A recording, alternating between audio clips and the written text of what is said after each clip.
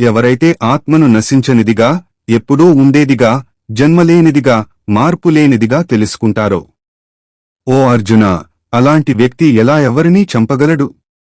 ఎవరు అతడిని చంపినట్టు చెప్పగలరు? ఆత్మను ఎవ్వరూ హనించలేరు, ఆత్మ ఎవరినీ హతం చేయదు.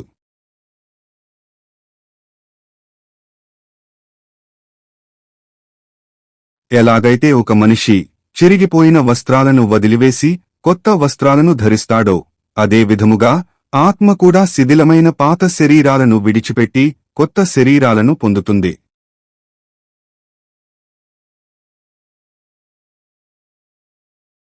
ఆత్మను ఎలాంటి శస్త్రాలు కోయలేవు. అగ్ని దహించలేదు, నీరు తడపలేదు, గాలి ఎండబెట్టలేదు. ఆత్మకు ఏదీ హాని చేయలేదు. అది శాశ్వతం, అవినాశి.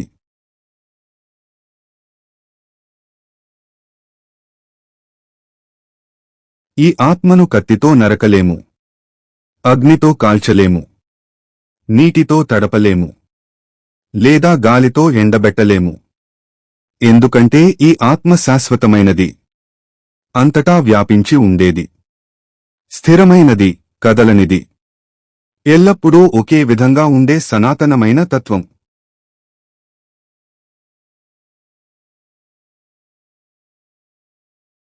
ఆత్మ అనేది కంటికి కనిపించనిది, మనస్సుతో పూర్తిగా ఊహించలేనిది, మరియు ఎటువంటి మార్పులకు లోనుకానిది.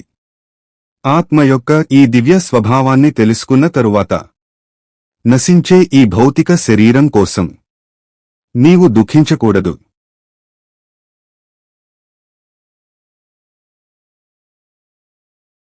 ఓ అర్జునా, ఒకవేళ నీవు ఈ ఆత్మ ఎప్పుడూ పుడుతూ ఎప్పుడూ చనిపోతూ ఉంటుందని భావించినా సరే, ఇలా శోకించుట తగదు.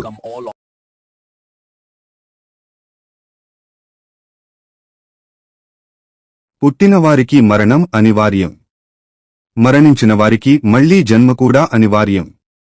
ఇవి ఎవరికైనా తప్పించుకోలేని సహజ ధర్మాలు. అందువల్ల తప్పించలేని ఈ విషయాల గురించి నీవు దుఃఖించకూడదు.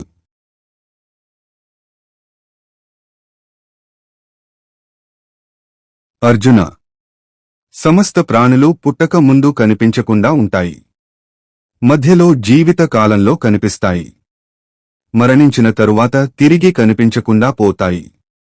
కాబట్టి దీని గురించి చింతించవలసిన అవసరం ఏమి ఉంది?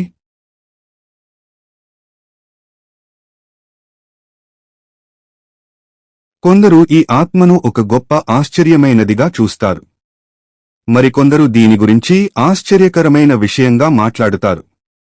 ఇంకొందరు దీని గురించి విన్నప్పటికీ ఆశ్చర్యపడతారు. కాని విన్న తర్వాత కూడా ఈ ఆత్మను ఎవరూ పూర్తిగా అర్థం చేసుకోలేరు.